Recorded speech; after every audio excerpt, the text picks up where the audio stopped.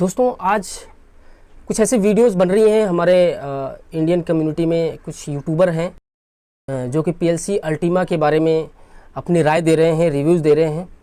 दोस्तों कहते हैं ना कि जब हम किसी कॉन्सेप्ट को लेकर, सिस्टम को लेकर के पॉजिटिव थॉट रखते हैं तो हमें वो अच्छाइयाँ, हम उसके लिए पॉजिटिव चीज़ें ढूंढते हैं। जब हम उस चीज़ के, किसी चीज़ के लिए नेगेटिव होते हैं तो हम ज़्यादा से ज़्यादा कोशिश करते हैं कि उसके बारे में बुराइयाँ या जो भी कमियाँ हैं उसको ढूंढें।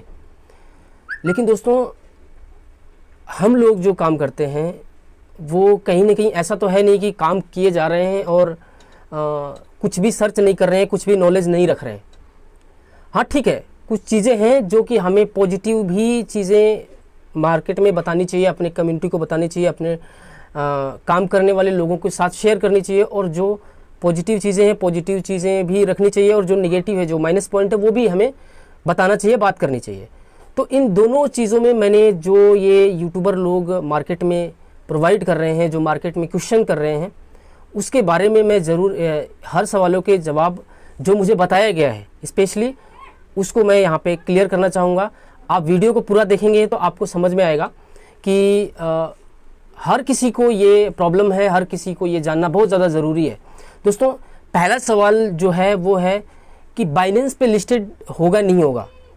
बिल्कुल जो आज का जो सबसे मेन मुद्दा जो उठ रहा है कि लोगों में ये एक उम्मीद है कि बाइनेंस पे लिस्टेड होगा तो हमारी कॉइन एक अच्छे प्राइस पर मूव करेगा और कम्युनिटी बहुत तेज़ी से बढ़ जाएगी और बहुत कुछ अच्छा हो जाएगा हमारे जितने भी इन्वेस्टर लोग हैं। तो अब इसके अगेंस्ट जो भी लोग वीडियोस बना रहे हैं उनसे मैं रिक्वेस्ट करूंगा कि सबसे पहले आप पूरी नॉलेज लीजिए और दोनों बातें रखिए। केवल और केवल निगेटिविटी नहीं फैलाना है, क्योंकि आपके ही भाई लोग हैं, आपके ही इंडियन कम्युनिटी है जहाँ पे लोगों ने करोड़ों करोड़ों रुपया भी इन्वेस्ट किया है दोस्तों। तो प्लीज़ आप ऐसा ना करें कि एकदम से वो होपलेस हो जाए बंदा और इस चीज़ को लेकर के कि नहीं अब आगे क्या होगा। मैं बताता हूँ आपके हर वो सवाल जो आपको डिस्टर्ब कर रहा होगा, मैं हर वो सवाल अपने तरीके से जो मुझे नॉलेज हुआ है, जो मुझे बताया गया है, उसके बिहाफ पे मैं कोशिश करूँगा कि आपको बताऊँ। तो दोस्तों सबसे पहला इनका कहना है कि बाइनेंस पे लिस्टेड होने के लिए कई सारी रूल्स रेगुलेशन है, उसको फॉलो करना पड़ता है, तभी जाके आपका ये कॉइन बाइनेंस पे लिस्टेड होगा। अब पहला क्या है, पहला क्वेश्चन है कि प्रोजेक्ट क्या है, इस कंपनी के पास प्रोजेक्ट है कि नहीं है, यूजेज है कि नहीं है, और विज़न क्या है, इसका एम क्या है, कंपनी का एम क्या है। दोस्तों इसमें बताया गया है कि कंपनी का एम कुछ भी नहीं है और केवल इन्वेस्टमेंट करवा रही है लोगों को, उसके बाद उसका अगला कोई भी एम नहीं है। दोस्तों ये बिल्कुल भी गलत है, ऐसा नहीं बोलना चाहिए कि कंपनी केवल इन्वेस्टमेंट करवा रही है। कंपनी देखिए कोई क्वाइन और कोई भी इन्वेस्टमेंट प्लान आपको लेके नहीं आई है। वो क्या हमें दे रही है, हमें एक टेक्नोलॉजी दे रही है जो कि फार्मिंग है।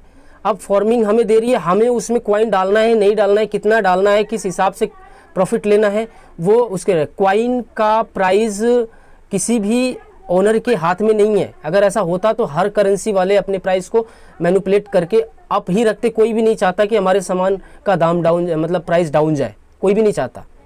तो इस तरीके से प्राइस जो है वो कम्युनिटी, जो प्राइस है वो जो कम्युनिटी के ऊपर डिपेंड करता है, पब्लिक के ऊपर डिपेंड करता है। अब हम बात कर लेते हैं सीधा सीधा कि जो हमें टेक्नोलॉजी मिली है वो फार्मिंग मिली है, और जो बाकी के प्रोजेक्ट हैं, जैसा कहा जा रहा है कि एम नहीं है कंपनी के पास, कोई यूजेज नहीं है। दोस्तों पीएलसी कार्ड क्या है, पीएलसी कार्ड क्या लगता है आपको, किस चीज़ में आएगा? वो एक माइंड, वो एक प्रोजेक्ट है, वो एक सोच है, बनाया गया। आज हर इंडियन को, काफ़ी लोगों को मिल चुका है, लोग ट्रांजेक्शन कर रहे हैं, आपको दिख रहा होगा।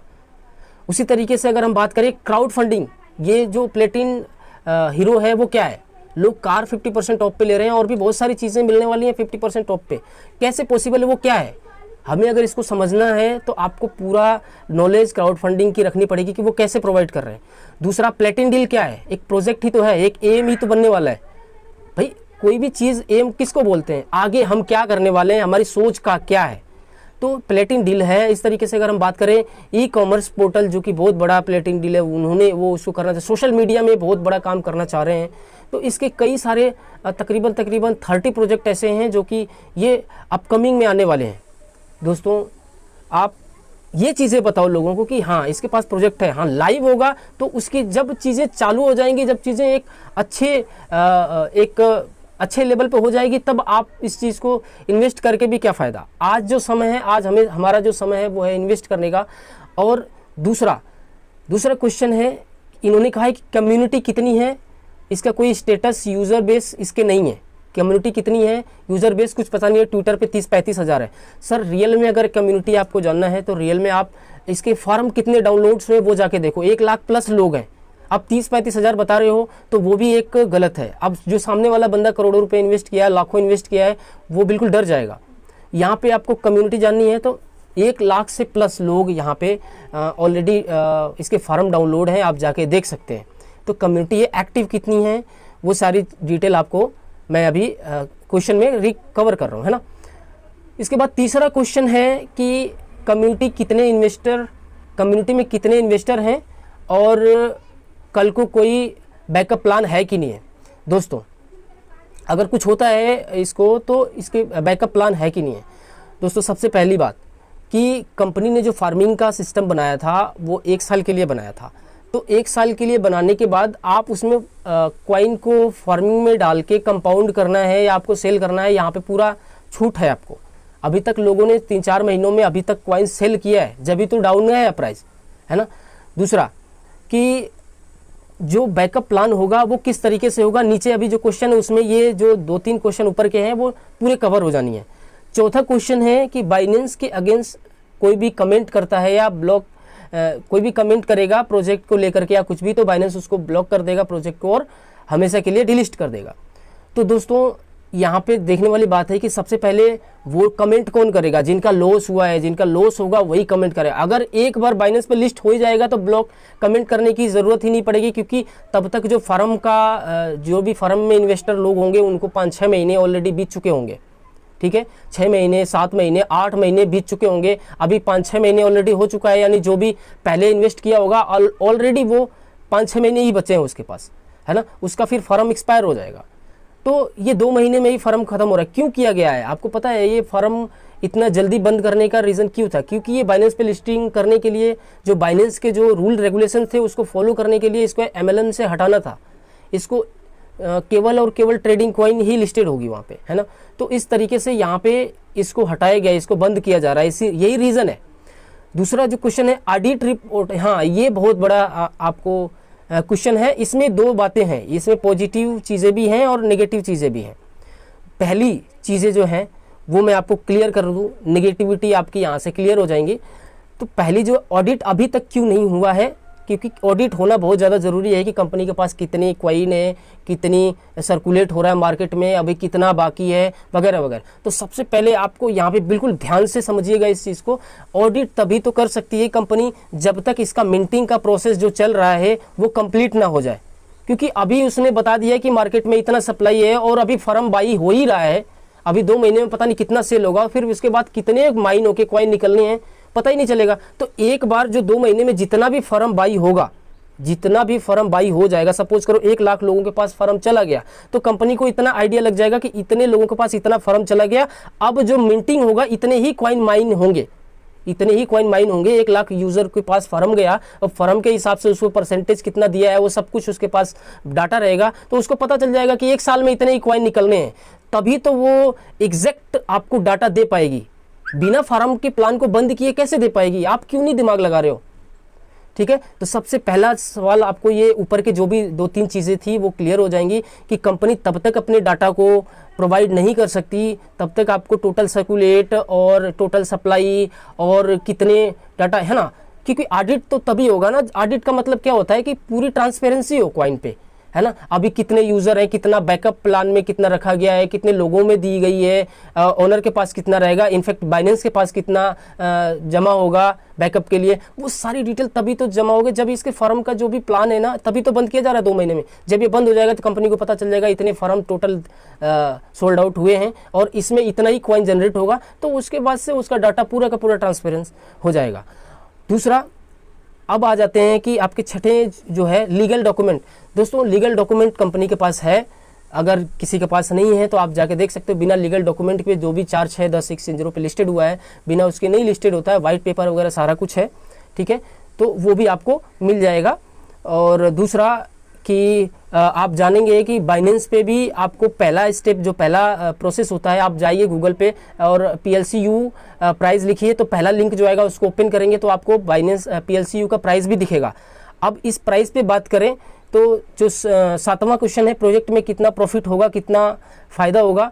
देखिए, प्रॉफिट कितना होगा, कितना नुकसान होगा, वो आपके पेशेंस के ऊपर डिपेंड करता है, क्योंकि प्रॉफिट और फायदा, क्योंकि इसने टेक्नोलॉजी दिया है तो टेक्नोलॉजी के अकॉर्डिंग जो परसेंटेज दे रहे हैं वो आपको परसेंटेज उतना ही मिलने वाला है। जो अभी पहले महीने में मिलेगा वही दूसरे महीने में भी मिलेगा, वही तीसरे महीने में, वही 12वें महीने में भी मिलेगा।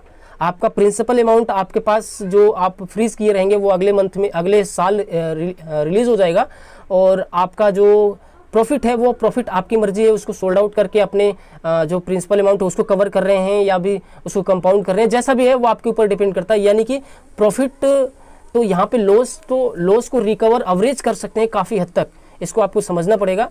दूसरा कि इसके जो अपकमिंग प्रोजेक्ट हैं, इनफैक्ट चल ही रहे हैं अभी प्रोजेक्ट, क्राउड फंडिंग इसका चल रहा है अभी, बहुत से आप देखे होंगे वीडियोस वगैरह क्राउड फंडिंग की चल रही है, लोगों के पास कार्ड आ गए हैं, लोग ट्रांजैक्शन कर रहे हैं, प्लेटिन डील आप देख पा रहे होंगे कि वहाँ पे कुछ प्रोडक्ट डलने शुरू हो गए हैं। और इसके बाद ELVN टोकन भी इसके अपकमिंग वो एम में ही आएगा, विजन में ही आएगा, और भी जो इनके ई-कॉमर्स पे बहुत सारी चीज़ें आने वाली हैं जो 50% ऑफ पे मिलने वाली हैं। तो इस तरीके से एक प्लान है, कंपनी के पास एक बैकअप प्लान है, लोगों को नुकसान ना हो। यहाँ पे प्राइस को जो रोका गया है, कि बहुत से लोग बोल रहे हैं कि सेल को रोक दिया जाता है, और देखिए ये ज़रूरी है, करना ज़रूरी इसलिए है क्योंकि जो लोग इन्वेस्ट किए हैं बड़े बड़े, अगर ये स्टेप नहीं होगा तो लोगों में एक निगेटिविटी आएगी और प्राइस को डंप हो जाए, जैसा PLC में हुआ। PLC के बारे में भी चर्चा करेंगे कि PLC में जो लोग आज निगेटिव हुए पड़े हैं उसके बारे में भी चर्चा करेंगे। 8वां क्वेश्चन है दोस्तों कि trading volume coin market cap में और जो बाकी के हैं वहाँ पे डाटा अलग अलग दिखा रहा है। तो दोस्तों बिल्कुल जाहिर सी बात है कि हर जगह अलग अलग डेटा दिखाएगा, क्योंकि इनका जो थर्ड पार्टी एक्सचेंजर था उसको वहाँ से बंद कर दिया गया है, और केवल कॉइन्स बिट पे ये इस बाई सेल हो रहा है, और जगह पे अभी इन्होंने बंद करा हुआ है। तो होता क्या है कि जो बाकी कॉइन्स बिट जो है, कॉइन्स बिट का जो डाटा है वो कहीं पे फैज कर रहा है, कहीं पे नहीं कर रहा है, और ये यहाँ पे हम बोल सकते हैं कि ये सिमिलर होना चाहिए था, दोनों का डेटा सेम दिखाना चाहिए था, जो डिफरेंसेस है वो सेम दिखाना चाहिए था।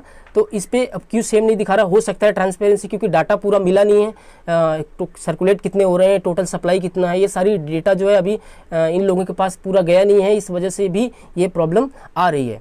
दूसरा जो है कि एक नवा क्वेश्चन था, ट्विटर पे जो अपडेट आया है दोस्तों, ट्विटर पे कुछ बाइनेंस के CEO ने बोला है कि हम उन प्रोजेक्ट को लिस्ट नहीं करने वाले हैं जिनके पास मल्टीपल कॉइन है। ये भी बहुत बड़ा सवाल लोगों में बीच में आ रहा है कि मल्टीपल कॉइन वालों को यहाँ पे लिस्ट नहीं की जाएगी, लेकिन ये भी लिखा हुआ है कि उनका जो पहला प्रोजेक्ट है, जो पहली कॉइन है, अगर वो डेड है, मतलब अगर वो नहीं चल रहा है, तो दूसरे कॉइन को लिस्ट नहीं करेंगे। तो सबसे पहली बात कि जो पहली कॉइन है, जो PLC है, इनका आज आप ध्यान देंगे तो MLM उसका 6 महीना पहले से ही बंद कर देगी। आज वो क्या है, केवल ट्रेडिंग कॉइन बन के रह गई है। आज क्या है, वो ट्रेडिंग कॉइन बन के रह गई है, और वो उस PLC से क्या क्या प्रोजेक्ट होंगे। अब PLC का प्रोजेक्ट क्या है, PLC का प्रोजेक्ट ये सारे जितने भी चीज़ें चल रही हैं वो सारा इसका PLC का प्रोजेक्ट बन जाएगा।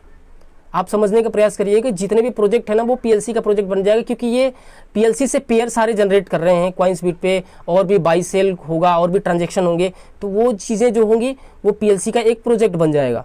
तो इस तरीके से PLC को सबसे पहले लाने का प्रयास अभी जहाँ तक मुझे बताया गया है, जहाँ तक मैं आगे जानकारी लिया हूँ, तो आगे से यही बताया गया है कि PLCU को लाने से पहले PLC को भी लिस्ट करने की तैयारी चल रही है, और PLC को लिस्ट करने की तैयारी चल रही है। PLC लिस्ट हो गया तो सेकेंड कॉइन अपने आप लिस्ट हो जाएगा, आपको पता है, क्योंकि बैकअप प्लान में इनके जो प्रोजेक्ट हैं वो काफ़ी प्रोजेक्ट हैं। अगर आपको पूरे प्रोजेक्ट की जानकारी चाहिए तो आप जानकारी ले सकते हैं अपने जो भी संपर्क के लोग हैं कि इसके और बाकी के प्रोजेक्ट क्या क्या हैं, ठीक है। और यहाँ पे आपको बाइनेंस ने ये मना नहीं करा है, वहाँ पे लिखा नहीं है कि PLCU को लिस्ट नहीं करेंगे, इसलिए इस चीज़ को निगेटिविटी ना फैलाएं कि बाइनेंस ने मना कर दिया PLCU को नहीं लिस्ट करने के लिए, ऐसा नहीं है। जो इसके रूल रेगुलेशन है उसी के लिए ये फार्म का बंद किया गया है, ताकि ये पूरा डाटा दे पाएँ बाइनेंस को और पूरा बैकअप प्लान सिस्टम रेडी हो पाए। तो ऐसा कुछ नहीं है कि बाइनेंस ने ये मना कर दिया है कि हम लिस्ट नहीं करेंगे। उन्होंने जो उनकी गाइडलाइन है वो उन्होंने बताया है कि हम पहले प्रोजेक्ट, पहली कॉइन अगर मतलब वो नहीं चल रही है, सक्सेस नहीं हुई है तो दूसरी कॉइन को हम लिस्ट नहीं करेंगे, ऐसा उन्होंने बोला है। लेकिन ऐसा नहीं है, आज PLC भी एक ट्रेडिंग कॉइन रह गई है। और अगर PLC में लोग आज वेट कर रहे हैं प्राइस का, जबकि उनको जो टेक्नोलॉजी दी गई थी अगर उसका आज इस्तेमाल करें, लोगों के पास 10-10 हज़ार 20-20 हज़ार स्पेस पड़ा हुआ है, हज़ारों के स्पेस पड़ा हुआ है, अगर आज उसको यूज़ करें, PLC को उठा करके उसमें फार्म में डालें, तो आज 101% उनको प्रॉफिट ही होने वाला, लॉस नहीं होने वाला है। लेकिन हम प्राइस को ले, जो टेक्नोलॉजी है, टेक्नोलॉजी को अगर आप समझें तो आप 10 साल तक बेनिफिट उठा सकते हैं। अगर 2-3 साल पीछे भी छोड़ दें तो आप 8 साल 7 साल अभी आपके पास बचे हुए हैं, आप PLC से भी प्रॉफिट जनरेट कर सकते हैं। ठीक है, वो एक प्रोजेक्ट है। तो दोस्तों इसी के लिए बाकी के और भी सारे क्वेश्चन हैं, क्लियर करूंगा। वीडियो काफ़ी लंबी हो रही है तो वो भी मैं क्लियर करूंगा आने वाले टाइम में। आई होप कि आपको कुछ तो क्लियर हुआ होगा कि यहाँ पे जो मार्केट में निगेटिविटी फैलाई जा रही है, दोनों चीज़ें आपको रखना चाहिए। हाँ, मैं मानता हूँ कुछ चीज़ें हैं जो कि बहुत जल्द से जल्द सॉर्ट आउट करना चाहिए, और कुछ टाइम के लिए जो सेल रोका जाता है या फिर जो भी चीज़ें हैं वो नहीं रोकना चाहिए। लोगों की एसेट है, लोगों का, ये आपकी प्रॉपर्टी है, आपको जैसे मर्जी घाटे में सेल करना है घाटे में सेल करिए, या फिर आपको वेट करना है वेट करिए, आपकी मर्जी होती है। लेकिन अगर इसको रोका भी गया है तो कहीं ना कहीं प्राइस को बढ़ाने के लिए रोका गया है कि ये जो सेलिंग ऑर्डर आ रहे हैं ये कम से कम सेल ऑर्डर हो, और जो स्पेस आपको दिया जाएगा तो स्पेस देने के बाद आप समझदार हैं, आप अपने प्रिंसिपल को कवर कर सकते हैं। सबसे पहले प्रिंसिपल अमाउंट आप निकाल सकते हैं, उसके बाद की जो चीज़ें होंगी वो आप फर्म में मल्टीप्लाई करके उसको और ज़्यादा बेनिफिट ले सकते हैं। तो दोनों बातें रखना बहुत ज़्यादा ज़रूरी है। तो थैंक यू। मुझे उम्मीद है दोस्तों कि ये वीडियो आपके लिए हेल्पफुल रही होगी। Thank you.